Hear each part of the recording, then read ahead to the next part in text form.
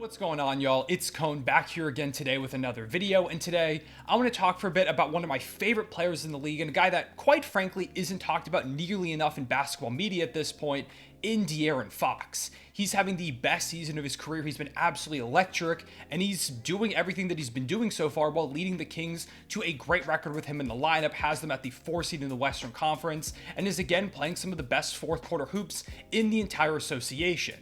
He's been an absolute monster, and I want to talk all about why he's been so good this season, why he's so important to the Kings, and why we need to talk about him more.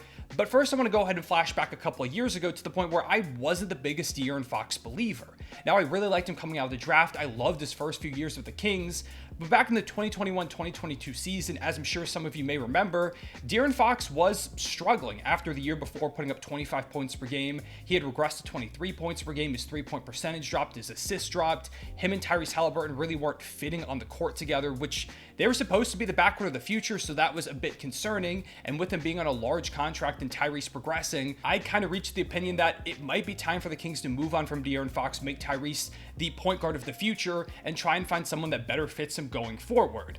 I wasn't alone in that opinion either. A lot of people had sold their De'Aaron Fox stock, had felt like, hey, he's a really good player and maybe he'll make some all-star games here and there, but how much better is he actually going to get? The Kings also just weren't finding any team success, which wasn't the fault of De'Aaron Fox. The team was abysmal around him, but it just felt like they needed to shake something up, and Fox's name came up in some trade rumors. Like, he was talked about in rumors with the Sixers for Ben Simmons. Even before they made the Sabonis trade, I remember seeing some rumors or a report afterwards, sometime around the time the deal actually happened, where Fox was brought up as a potential name that could be moved in that Sabonis trade instead of Tyrese. Like, there was a real possibility, it felt like, that the Kings would move on from him at the deadline and give up on that guy who was supposed to be their franchise point guard when they picked him. But instead, they stuck with De'Aaron Fox, traded Tyrese for Sabonis, giving De'Aaron Fox another all-star caliber player, and slowly built this team around him to the point where the Kings now have been one of the best teams in the Western Conference over the past year and a quarter of a season at this point. He went last season from never being an all-star to making his first all-star team, becoming an all-NBA player, winning the NBA's first ever Clutch Player of the Year award, and just leveled himself up on basically all facets of the game while becoming the best player on a team that broke a 16-year playoff drought and got home court advantage in a pretty tough Western Conference while pushing the Golden State Warriors, the league's best dynasty of the modern era, to 7 games in the first round before ultimately falling in their first return to the playoffs in forever. It was an unbelievable season where he proved me and many other doubters of his wrong. He showed that, hey, I can not only be the franchise player for this team, be the star point guard, but I'm an all-star. I'm an all-NBA caliber player. I can do pretty much whatever I want in the clutch and nobody can touch me. I'm that guy, which, again, I didn't think he was going to become this type of player. I was wrong about De'Aaron Fox. I'm very happy to admit that. I've made a ton of videos on this channel titled like, I was wrong about blank, or blank is proving everyone wrong, because I like to see when players break the narratives, when guys break out of the ceiling that people put on them. Fox is one of those guys that surpassed all those expectations, mine included. And coming into this season, I'd become a full-time believer and was expecting more great things, but somehow I feel like he's even surpassing my expectations again, because he has leveled up once again in pretty much every area of the sport. Like I said earlier, playing the best basketball of his career and continuously being the best player on this Kings team night in and night out. To recap, the Kings are currently sitting at 11-7, good for 4th in the Western Conference, with De'Aaron Fox putting up 30.3 points per game, 4.7 boards, 6.6 assists, and 1.6 steals, while shooting 48.6% from the field and 37% from deep. That's a career high in scoring, rebounding, and steals, with the second highest career mark from the field and from 3. He is at his peak in, it feels like, every single area of basketball. And if we take a look at the league as a whole, he's towards the top of a bunch of categories. In terms of scoring, he's one of only 4 guys to be above 30 points per game at this moment. The only guys he's behind are Joel Embiid, who's one of the greatest scoring big men of all time, Luka Doncic, who's a perennial All-NBA first-team guy, and Kevin Durant, who's having maybe the best scoring season of his career, despite being considered by many to be the best scorer of all time. That's the company he's currently in right now, and he's doing it efficiently. He's also top 10 in steals per game, top 15 in assists per game, with a 3.31 assist to turnover ratio, which is the highest mark of his entire career. And it's fantastic for someone who has the ball in his hands as much as De'Aaron Fox does. They entrust him consistently to get them buckets against great defenders to play make, and he's just not turning the ball over. So to sum it all up, he's been incredibly dominant. When we take a look at his scoring, his ability to just attack you from all levels is ridiculously impressive. He's a high-level finisher that can get to the rim with ease because of his high-level speed, maybe the fastest player in the league.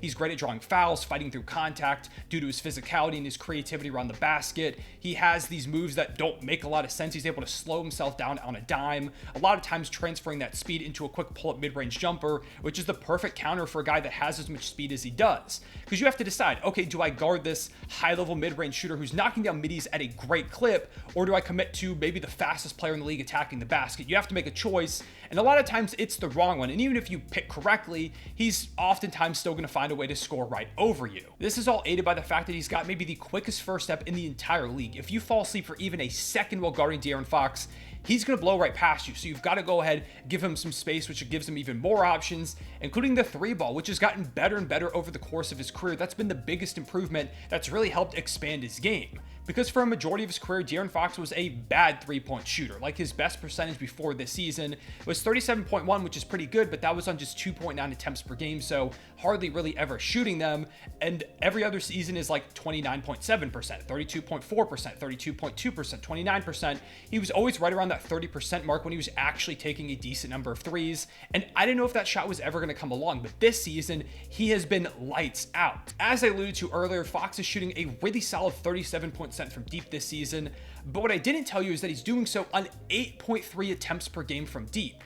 That's 2.8 attempts per game higher than any other season in his career. So not only is the three-point percentage way better than most years of his career, the attempts are way up from any other season that he's played in the past. He has become a really high-level volume shooter. And if we take a look at the 15 players in the league shooting at least 8 threes a game, Fox is 9th in three-point percentage. So not only is he shooting a lot, but he's amongst the best volume shooters in terms of efficiency as well. He has become a premier threat from outside, and you combine that with his quick first step, his ability to attack you in the mid-range, finish around the basket.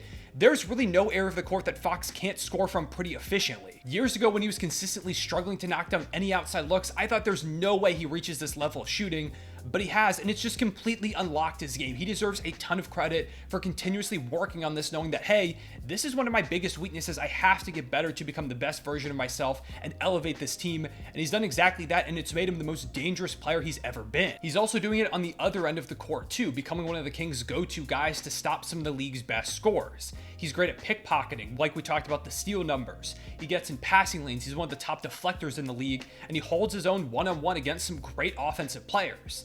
He's not like the best defender in the league, but he's able to hold his own while carrying a high-level offensive load, and that's way more than you can say about a ton of other top options in the league. Not to mention, he's still arguably the NBA's best fourth quarter player. Last season, as I mentioned, he won the first ever Clutch Player of the Year, and so far, he's trying to make a case again. When it comes to the fourth quarter, nobody does it like De'Aaron Fox. He's leading the league with 9.8 fourth quarter points per game while shooting 45% from the field and 50% from deep in the final 12 minutes of games. He's got 118 fourth quarter points total, which is 15th in the league, which doesn't sound too crazy, but he's played between 4 and 7 less games than everybody else ahead of him right now. So if you give him the rest of the games that those guys have, there's a good chance he's number one by a large margin. It's just crazy how good he is consistently in those moments. The Kings hand him the rock and say, go get us a bucket or play make for someone, just do something for us, we need you. And the opposing team has to know that's the plan, but he still finds a way to make it happen consistently. And finally, there's the playmaking, because De'Aaron Fox isn't just a scorer on the offensive end. I feel like his playmaking goes really underrated, and it's a big reason why this Kings offense works as well as it does. Last night in their win over the reigning champion Denver Nuggets, which is a big reason why I'm making this video, Fox goes out there and puts up 26 points, 4 boards, and 3 steals, which is a great stat line on its own, but it's made even better when you consider the fact that he had a career-high 16 assists with just a single turnover. That's a ridiculous stat line to have just a single turnover with the ball in your hands that much and create that much offense, both scoring and playmaking wise. It's unbelievable. He was passing guys wide open, finding shooters in the right moments, getting a lot of pressure thrown at him because he's so good, but being able to pass out of that. Fox is special when it comes to scoring, when it comes to playmaking. There's really nothing he can't do, and I feel like he goes really overlooked as an engine of this Kings offense. Obviously, the shooters around him are a big help, and Sabonis himself is fantastic, but Fox really is the thing that makes everything run. His importance to this team is really highlighted when we take a look at how the Kings have played with and without him this season. In the 5 games that Fox missed due to injury earlier on, they had a 2-3 record and an offensive rating of just 105.5, which, if you put that over the full season, would be the second worst in the NBA, only ahead of the Portland Trailblazers. With him, they've got a record of 9-4, which is a 56 win pace over an 82 game season, and that includes wins over the Lakers twice, the Cavs, the Timberwolves, the Mavericks, the Nuggets, and the Warriors. Some pretty solid squads and teams that they're going to be directly competing with in the Western Conference. And in those games, they had an offensive rating of 119.1, which, again, you put that over the full season, would be good for the third best mark in the entire NBA so far. So they go from one of the worst offenses in the league to one of the best, with De'Aaron Fox in the lineup. And of course, that also has to do with some matchups, some of their shooters kind of figuring out over the course of the season. But Fox is really the final piece to that puzzle. His speed, his dynamic offensive ability, his playmaking, his fourth quarter performance, how he steps up consistently in those big time moments. He really completes everything for the Kings.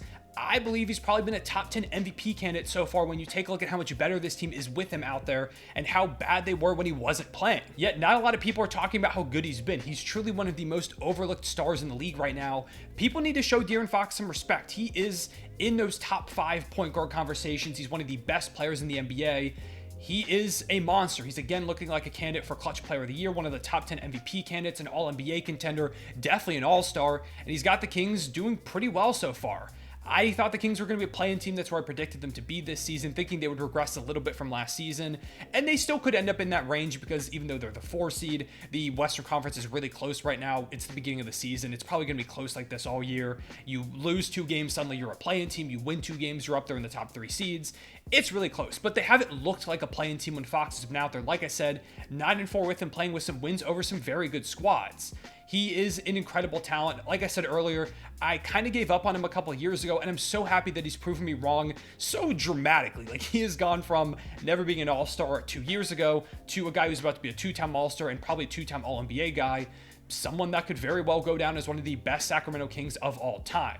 I do want to show some credit to some guys outside of Fox because while he's been great, there have been some other great players. Sabonis is also having an all-NBA caliber season. He's been fantastic. Malik Monk is making a case for 6th Man of the Year right now. Kevin Huerter's knocking down shots at a great clip. Sasha Vezenkov has been a great addition as a sniper. And Mike Brown continues to prove himself as a great head coach for this team. I just really love this Sacramento Kings squad. I like seeing them win. I like seeing them light the beam. I just like watching them play basketball, and Fox is the biggest reason why.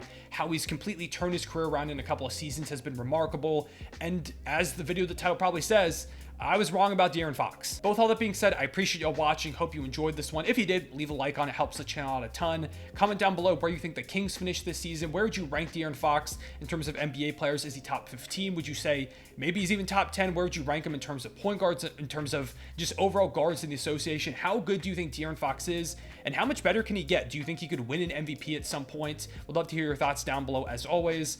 Hit the notification bell so you don't miss out on future videos too. Like I said in the past couple of videos, I believe, I'm going to be trying to upload every single day of December, so don't want to miss out on that. But yeah, for right now, appreciate y'all watching. I'll see y'all later. Real one, say it back.